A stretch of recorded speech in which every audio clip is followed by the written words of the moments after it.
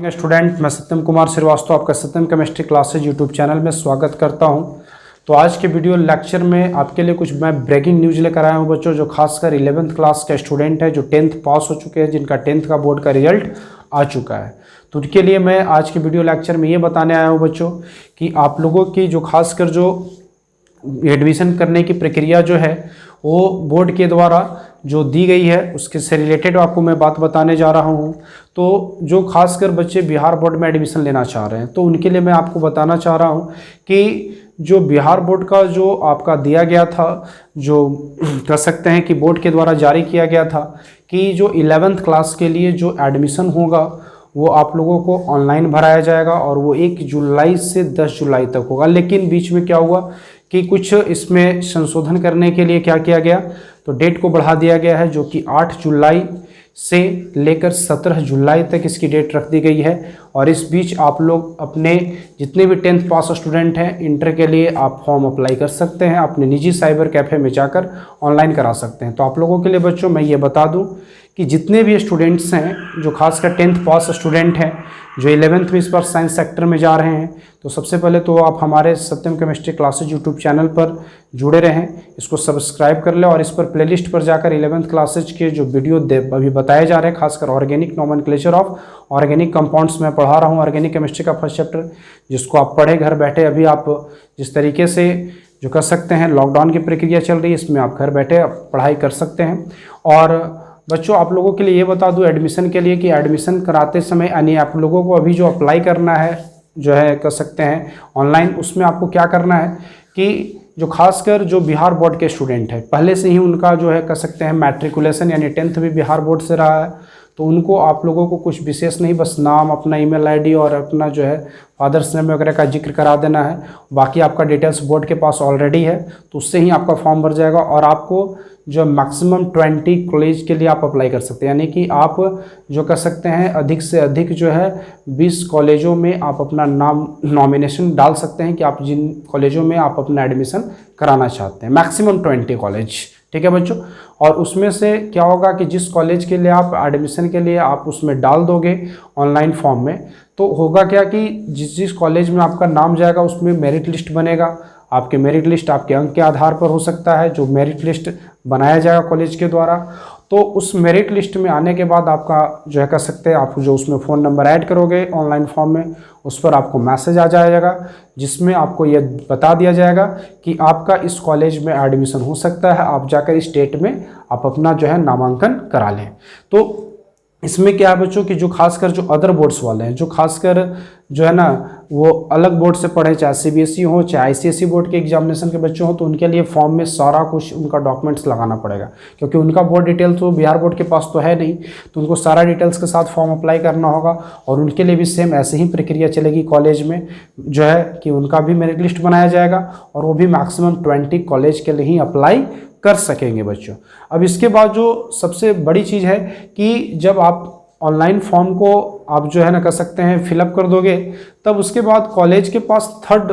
जो है कर सकते हैं, फर्स्ट चरण, सेकंड चरण और थर्ड चरण, यानी पहले चरण यानी 3 स्टेप में वो क्या करेगा, एडमिशन की प्रक्रिया लेगा। पहले जो कर सकते हैं पहला स्टेप जो होगा उसका फर्स्ट स्टेप में क्या होगा, फर्स्ट लिस्ट में क्या आएगा, तो जो खासकर बच्चे जिनका बोर्ड मार्किंग बहुत अच्छा होगा उनका लिस्ट जारी किया जाएगा। सेकेंड में उससे थोड़ा सा कम परसेंटेज वाले को लिया जाएगा, थर्ड में उससे भी कम परसेंटेज वाले को लिया जाएगा। और इसके बाद भी अगर कॉलेज में कुछ सीट्स खाली रह जाते हैं, अगर इतनी प्रक्रियाओं के बाद भी कॉलेज में कुछ सीट्स अगर खाली रह जाते हैं, तो बिहार विद्यालय परीक्षा समिति ने यह आश्वासन दे दिया है कि आपको फिर जो है डायरेक्टली एडमिशन ले लेना है बच्चों का, जो बच्चे आपको डायरेक्टली फॉर्म जो है ना कर सकते हैं जो लेकर जाएंगे। तो बच्चों डायरेक्टली करने का मतलब ऐसा नहीं कि आपको उसको ऑनलाइन आप नहीं करोगे, ऑनलाइन आपको बहुत ज़रूरी है करना। आप अगर ये सोच रहे होगे कि 4th स्टेप में जो डायरेक्ट दाखिला है तो उसमें ये नहीं है आपकी, ठीक है कॉलेज तो चॉइस है, आप जिस कॉलेज में उसमें से आप एक जगह एडमिशन ले सकते हो, लेकिन उसमें सीट रहने के बाद, और दूसरी चीज़ कि सीट रहने के बाद अगर जब तक आप ऑनलाइन जो है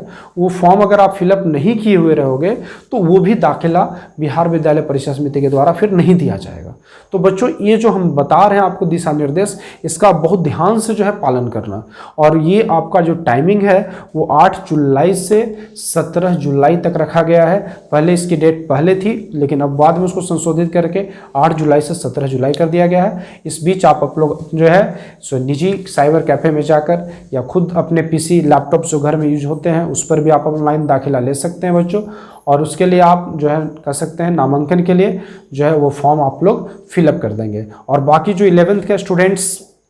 जो अभी तक कहीं भी आप लोगों को जो है कर सकते हैं, जिस सेक्टर में जा रहे हो, खासकर अगर साइंस सेक्टर में आ रहे हो तो उनके लिए जो केमिस्ट्री की पढ़ाई है वो हमारे यूट्यूब चैनल पर रेगुलर दी जा रही है। ये लॉकडाउन जो है कर सकते हैं, लॉकडाउन की प्रक्रिया में भी मैं निरंतर 12th 11th क्लासेस के लिए हमेशा जो कर सकता है कि कहा जा सकता है कि हमेशा आगे रहा हूँ, जिसमें वीडियो लेक्चर रेगुलर आप लोगों के लिए अपलोड कर रहा हूँ। तो आप लोग उस चीज़ को स्टडी करेंगे और बेटर से बेटर कर सकते हैं। आप जो है एजुकेशन का प्रोवाइड आपको कराया जा रहा है, तो आप उस चीज़ का बेनिफिट्स जरूर उठाएं। ठीक है बच्चों। और मैं एक और सूचना देना चाहता हूँ इस वीडियो लेक्चर के माध्यम से, जिनका खासकर जो 10th पास स्टूडेंट जो 11th में आ रहे हैं उनके लिए तो मैं बता ही रहा हूँ बच्चों। खासकर मैं अब अपने यूट्यूब चैनल पर कुछ थोड़ा सा फंडामेंटल कोर्स की पीछे भी जा रहा हूँ। फंडामेंटल कोर्स कहने का मतलब ही बच्चे जैसे 9-10 से जब आते हैं इंटर 11-12 में, तो मैं तो उनको रेगुलर स्टडी कराता हूँ, ऑनलाइन भी और ऑफलाइन भी,